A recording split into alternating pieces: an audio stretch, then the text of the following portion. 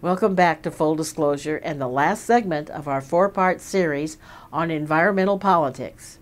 As Executive Director of the Coalition for Safe Environment, Jesse Marquez is trying to bring public attention to his struggle.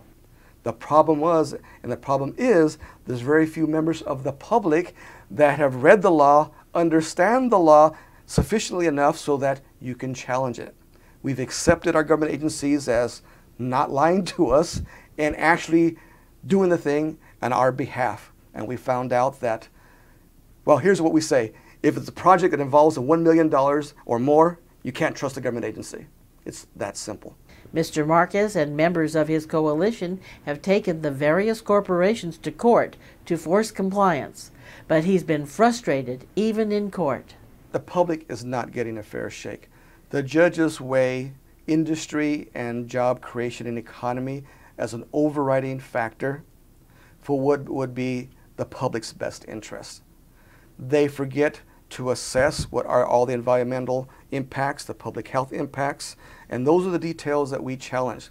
Mr. Marquez believes in staying involved in the process by using the public comment periods and public hearings to make sure that the public becomes aware of the innovations he has discovered.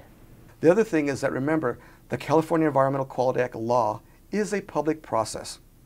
And unfortunately, even when I prepared my public comments, which are written comments, my first one was like 7 pages. Mine average about 40, 50 pages. My future ones are going to average about 1,000 pages. Where we did the research. So some of these technology companies, we researched the companies. In my documents that I submit during that process, it states we recommend American maglev train technology, which is a maglev train, to replace the Alameda Corridor locomotive train and to do this, this, and this. We recommend for this new oil terminal that they use a vapor recovery system on the top of the oil tank so there's no VOCs and greenhouse gases coming out of them. But a law like AB 32 is just the framework. Mr. Marquez agreed that it's the regulators that create and implement the policies. Yes, because see, they identify what is the best available technologies. But I've also learned from best available technologies that anything that's better than what they currently use is the best available. BACT is what we say. So you can have a company that manufactures something that's 10% more efficient. That's best available control technology. They can have another company manufacturing another thing for that same application that's 90% efficient. Well, all of them are considered best available control technology. So what we're pushing now is that best available is not good enough. There's another word, catchphrase, but they only has a very limited application right now, but we want to expand the definition, where it's maximum achievable pollution control technology. MACT, so that we're not going to play this game as to all of them are the best and they choose the cheapest. We want the absolute best, which is the maximum achievable. We asked him to explain who identifies maximum achievable control technology. Right now, what's considered the best one, since we're in California, is the CARB. They're the ones that drag their feet, take their time, and do not really encourage and support new technologies. The problem with CARB? Bureaucratic fossilization. Government doing what it does best, retarding progress.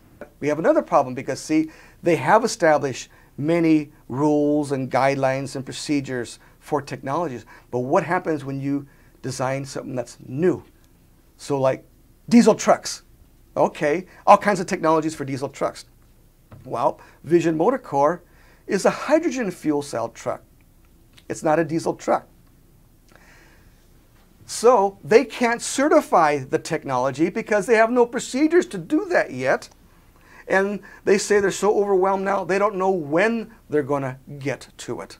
Once again, we reminded him he has the authority of the Global Solutions Act as a big club that should be useful in moving these recalcitrant government agencies off their stagnant posteriors. He agreed.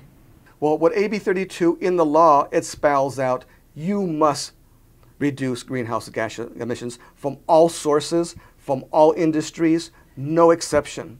You will use the best available controlled technologies. So this now tells the ports and refineries, okay, no more game playing. You must have a greenhouse reduction plan in place. You will identify where you can reduce your levels to these certain years in the 2020, 2030, 2035. You must do that. Mr. Marquez is adamant that the people who are fighting AB 32 are dead wrong. They're calling it a job killer when it's not a job killer. We can show every green technology company will in fact create more jobs. In fact, the railroad industry, okay, we want to replace them with a maglev train. There's no growth in hiring with them. It's about 1%. Whereas this new technology is going to create hundreds of local jobs and thousands of outsourced part jobs. And then the sales potential nationally, internationally is tens of thousands. That's a job creator. And that's a good example. But as we discussed, if the government regulators can't or won't approve these new technologies, it seems to put big business in a catch-22. They are prohibited from continuing to use the old technology and can't get approval for the new technology. Mr. Marquez agrees. Now it requires the ports to make a decision to use this technology. Because once they say, okay, we're going to give a green light to build a demonstration project, this company has been waiting over 4.5 years to get approval to build a demonstration project that ain't going to cost the public anything. But Union Pacific Railroad, BNSF Railroad, all the petroleum industry that provides the gas for those guys, oppose it and lobby against it. So what's the answer? According to Jesse Marquez, public activism, getting the word out, and getting people motivated. We do our community outreach, we do our community education. We've teamed up with others, like through USC, we've created the Impact Project, which is made up of the University of Southern California, Occidental College, and 3 other environmental justice groups here in LA and Riverside, where we research and study the impact of air pollution and environment on public health from the ports and goods movement, freight transportation on a regional basis. So these type of collaboratives help us learn from each other, because I don't know what's going on in Riverside until they tell me, well, wait a minute, your pollution from the port has caused Riverside to be #1 in air pollution in Southern California.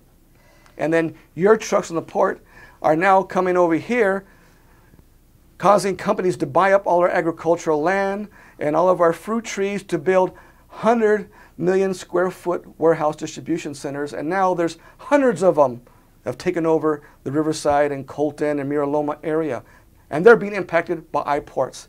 And it wasn't until our Impact Project started bringing us together that we could understand, oh, what Jesse's doing out here and what's happening down there, so we can work on public policy on a regional and statewide basis. We want to thank Jesse Marquez for appearing on Full Disclosure today. We want to know what you, the viewers, think. Do you think the California Air Resources Board should start implementing the new restrictive regulations before the new technologies are available and approved by government? Please call our Full Disclosure Town Hall number and let us know what you think at 1-800-867-7777. That's 1-800-867-7777. And if you leave your name and number, we'll get back to you. Or you can log on our website at fulldisclosure.net and leave your opinion there. And if you leave your email address, we'll be happy to respond. I'm Leslie Dutton. Please join us next time for another edition of Full Disclosure. Thank you.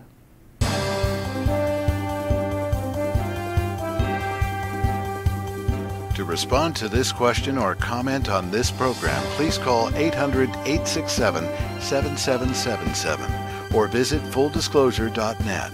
Transcripts or DVD copies of this program are also available on our website. Full Disclosure, the news behind the news.